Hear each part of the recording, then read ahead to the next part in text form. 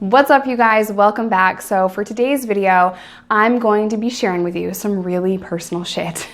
I made a video like this in the past, well, like a month ago, because I'm brand new to YouTube, but it's titled Pregnant in Prison, and I will link that down below. So that's what we're going to be talking about today. There were a lot of little things that happened during that 9 months that I was pregnant in prison that I didn't share, because I honestly, in that first video, I was just trying to get my story out and tell you guys. So let's get started. So the first thing that happened to me when I arrived at the jail and I found out I was pregnant, it was really uncomfortable because the father of my unborn child had a lot of girlfriends, and that is a very nice term. I'm being way too nice about what this really was. He had a lot of girlfriends. Okay, and they were all in jail. In 2011, a lot of people got arrested in Fort Smith for drugs. If you guys know what I'm talking about, like, it was crazy. They were getting arrested, we were getting arrested by the 20s, like groups of 20 would get arrested like every month. It was insane. So ex-girlfriends. Now, the father of my unborn child and I broke up 3 days before we went to jail. So we were not together. And a large part of that is because he put a gun to my head because he thought I was stealing from him, which I was not. But meth kind of just makes you paranoid, and it makes you think everyone's against you, and it's just crazy. So that was the situation with that. And now I'm in this jail, and there are at least 5 girls that he had slept with, and it was the most uncomfortable thing. Some of them would come up to me and ask me if I was okay or if he was there or whatever, and I was just like, get away from me. Like, I tried not to beat the crap out of them. I just tried to be calm and just deal with it, but it was just so uncomfortable. Like, I had to live with these women that had slept with my ex, and a few of the times I didn't even know about it, like a few of them were like, oh yeah, I'm his ex. And it's like, why are you talking to me? Like, it was just so uncomfortable.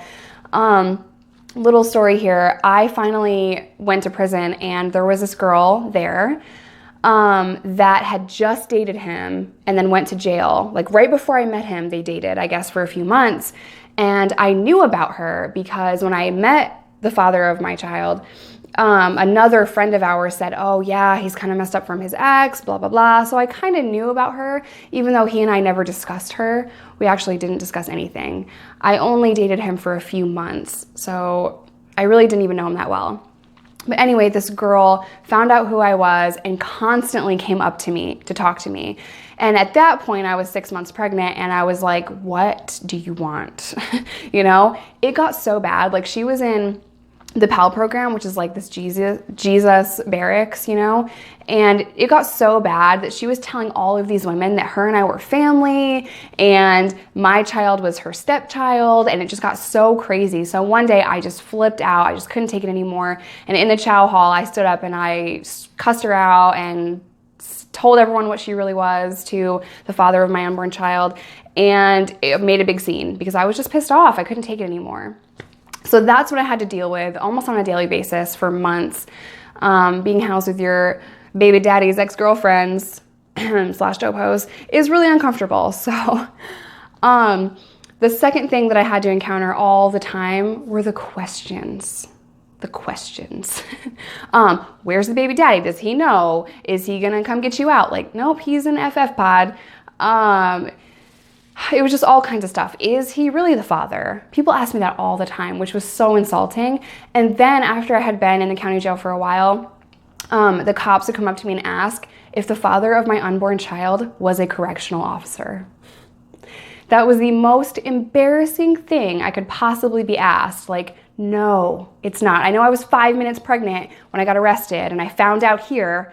Yay, that's not exactly your typical, doctor visit and you have a gender reveal party and a baby shower. No, that was not my pregnancy, you guys. It was fucking traumatic, if I'm just keeping it real. So I had to deal with a lot of those questions, and that was just really shitty. The third thing that was just really uncomfortable for me is that I had to be taken to an outside doctor on a regular basis. Now, Sebastian County Jail in Fort Smith, Arkansas would not only handcuff my hands, they would chain my feet, and they would belly chain my stomach. I know I mentioned this in a previous video. But I would fight and I'd be pissed off and I'd be like just kind of confrontational about it. Like, you're wrapping my stomach. Where am I going, bro? You have a gun and pepper spray, like, where am I going? Am I gonna waddle my pregnant ass away from you? Are you really gonna get outrun by a pregnant girl? Like, I'm not going anywhere. It was just so ridiculous. So then we'd get to like this real life, like free world doctor, and I'd have to sit in the waiting room in orange and shackles, pregnant. And I remember being so embarrassed. People just stare at you. They don't know what to do. They don't know what to say. In New York, you would have just stayed in the jail and a doctor would have come in, you know what I mean, for your visits. That's not how it was in Fort Smith, Arkansas. And I was just mortified that I had to do that, to the point even where I refused a few doctor visits because I just was so embarrassed, And the medical care that I received in the county jail was terrible. The nurse even had to start bringing me her own prenatal vitamins so that I had those. They wouldn't even give me those. So that was just atrocious.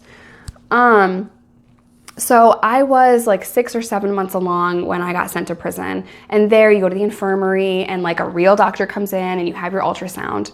That actually reminds me of another story. Little side piece here. So I went to the doctor in county jail and they did the ultrasound and they didn't even tell me if it was a boy or girl yet. I don't know if they knew or they couldn't tell or whatever.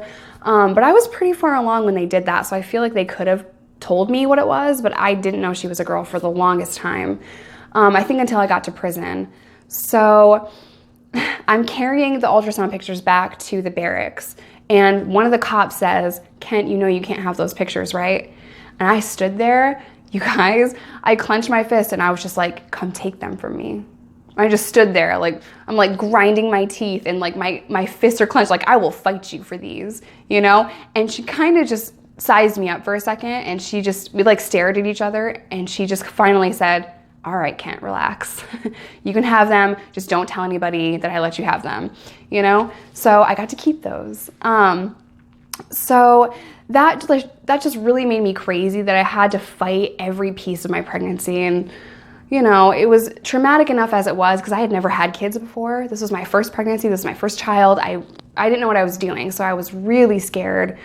Any mom or dad knows, like, you're really scared when you have that first baby. But can you imagine, like, spending all of your 9 months pregnant in jail and then giving birth and then going back to prison after you give birth? Like, I had no time with Micah. It was just crazy.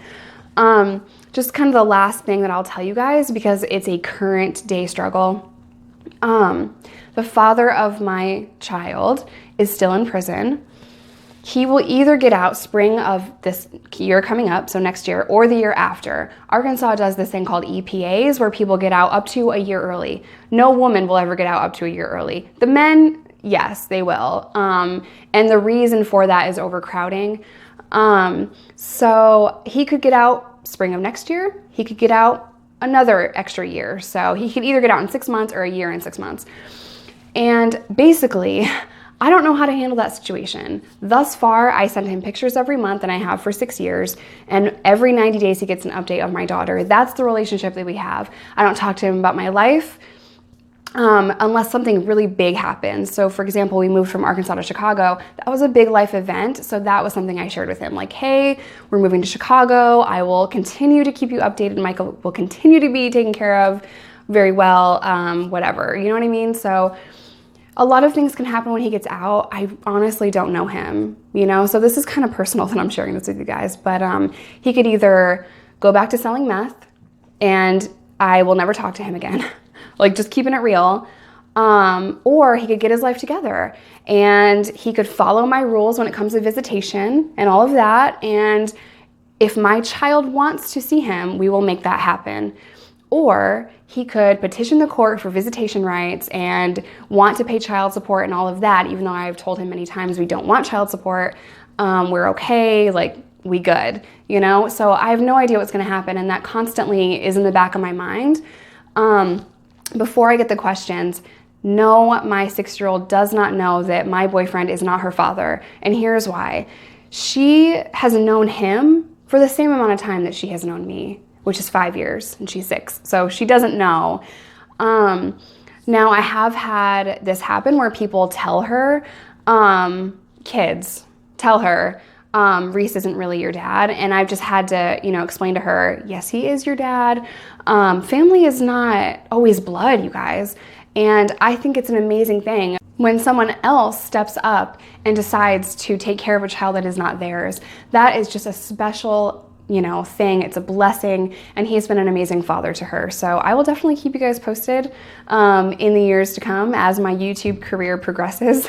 But yeah, that's it for today's video. Thank you guys for being so understanding, and I just want to say that I've had an amazing first month and a half on YouTube. It's been awesome, and I have spent the last few years debating on whether or not I should start YouTube.